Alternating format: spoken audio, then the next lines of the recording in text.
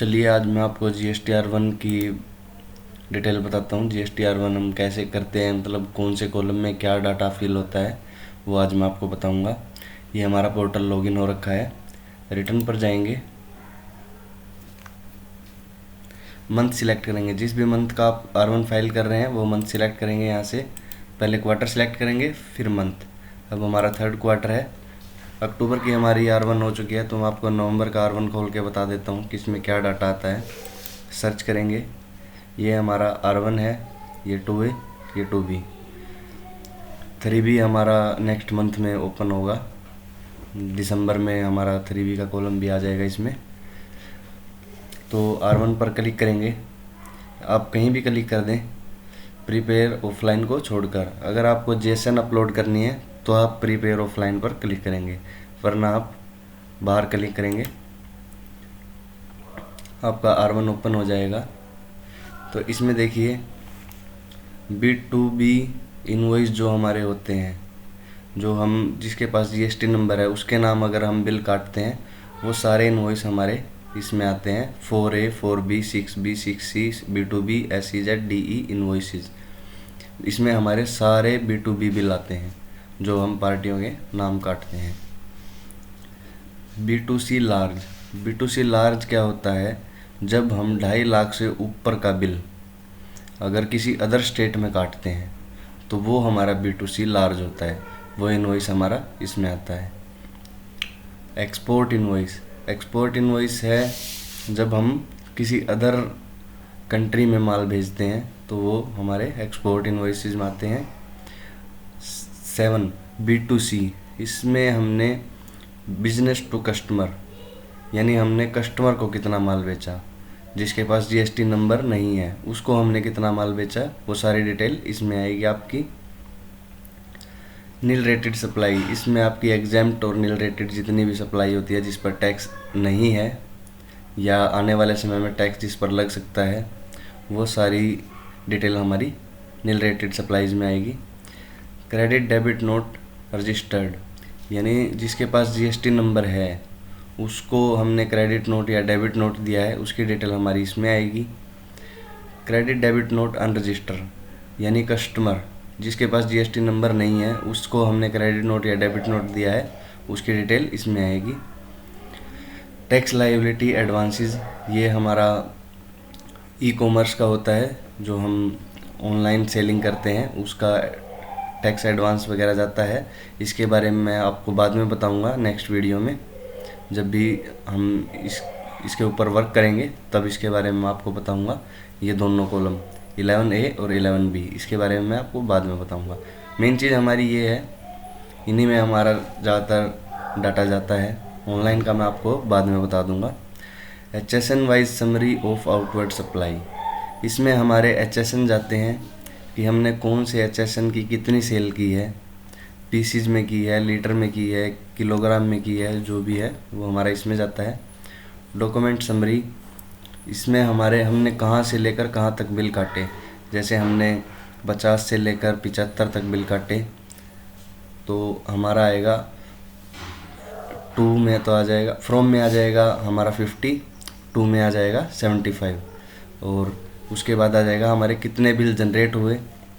अगर कोई कैंसिल है तो जैसे हमारा एक बिल कैंसिल है तो जनरेट में 24 आ जाएगा और कैंसिल में 1 आ जाएगा।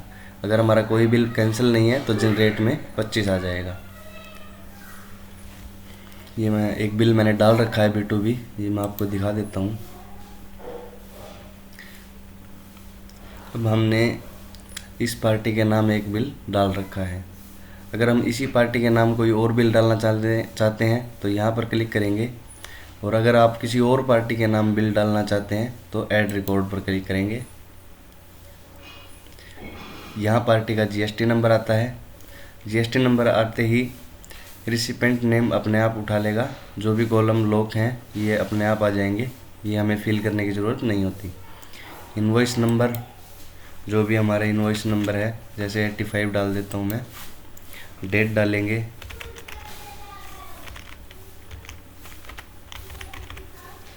इसमें हमारी टोटल वैल्यू आएगी।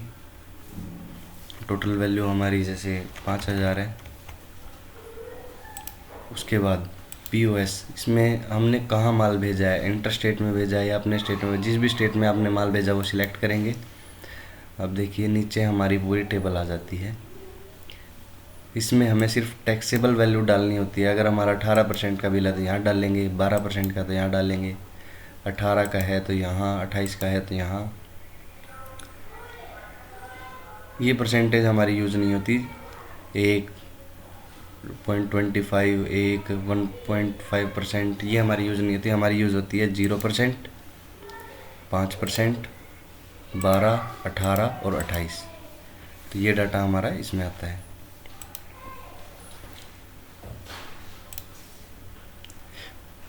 B2C लार्ज का ज़्यादा यूज़ नहीं होता, फिर भी मैं आपको बता देता हूँ। उसका डाटा यहाँ से ऐड रिकॉर्ड करेंगे, उसमें अपना डाटा फिल कर देंगे।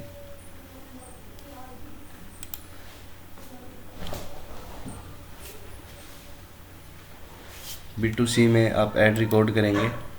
आपने बिजनेस टू कस्टमर जितनी भी सेल की है आपको अलग अलग नहीं डालना है। आपने 5% की जितनी भी सेल की है, जैसे हरियाणा में आपकी, आप हरियाणा डाल लेंगे।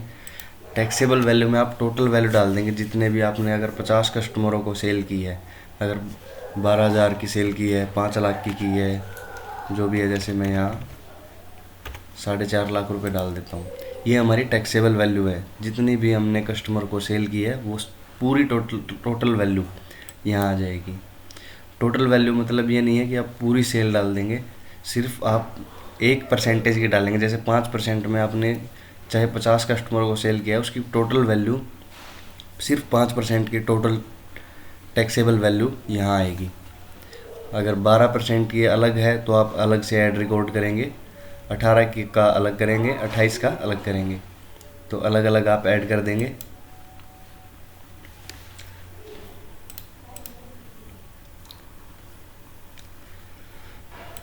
नील रेटेड में क्या होता है कि हमने नील रेटेड भी हमारी टोटल वैल्यू ही जाएगी। जैसे हमने यहाँ है intra state supply to registered person, यानी जिसके पास GST नंबर है उसको हमने टैक्स फ्री की कितनी सेल की, उसकी टैक्स फ्री की सेल यहाँ डालेंगे। अनरजिस्टर्ड पर्सन को हमने कितनी सेल की, अपने ही स्टेट में अनरजिस्टर्ड को कितनी सेल की, वो यहाँ डालेंगे। इंटर स्टेट सप्लाई यानी अपने स्टेट से बाहर और जिसके पास GST नंबर है उनको हमने कितनी सप्लाई की, और जिसके पास GST नंबर नहीं है और अपने स्टेट से बाहर का कोई कस्टमर है तो उसको हमने कितनी सेल की। जिसके पास GST नंबर नहीं है उसको हमने कितनी सेल की, वो सब इनमें आएगा।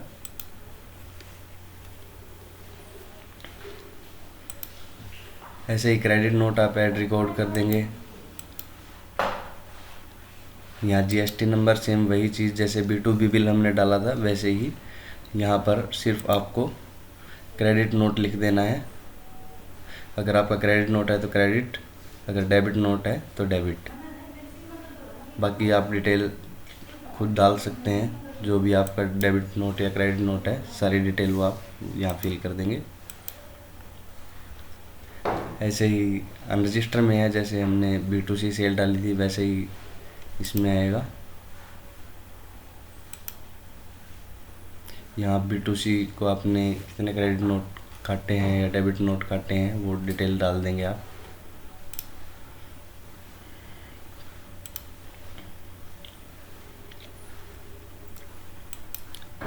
ऐसे ही HSN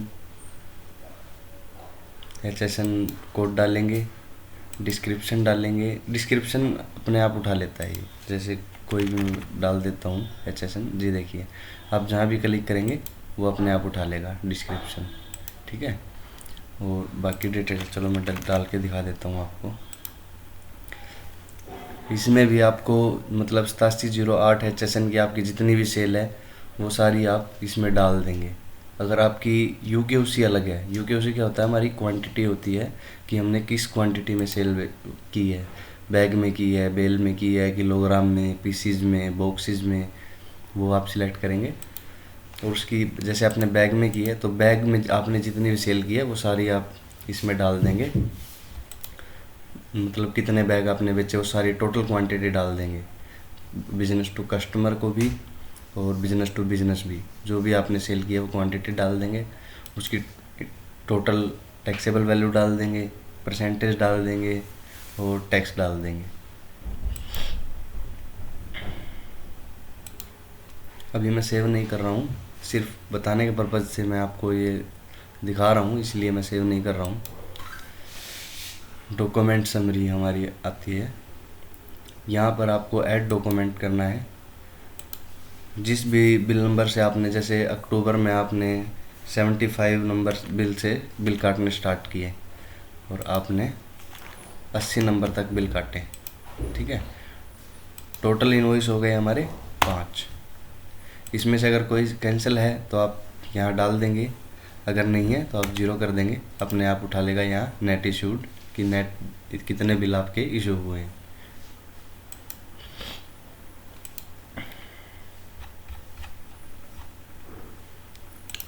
इससे अगले वीडियो में मैं आपको जेसन अपलोड करके, मतलब जो ऑफलाइन प्रिपेयर ऑफलाइन का जो हमारा ऑप्शन था, दिखा देता हूँ मैं आपको। ये जो हमारा प्रिपेयर ऑफलाइन का ऑप्शन है, इसमें हम जेसन अपलोड करेंगे। अगर कोई एरर आता है तो उसको सोल्व करेंगे। मैं बताऊंगा आपको कि कैसे एरर सोल्व होता है, कैसे पता चलेगा कि इसमें क्या एरर है, वो सब मैं आपको बताऊंगा। अगर आपको वीडियो अच्छी लगी है तो लाइक ज़रूर कर दें और मेरे चैनल को सब्सक्राइब कर लें अगर आप भी GST सीखना चाहते हैं तो।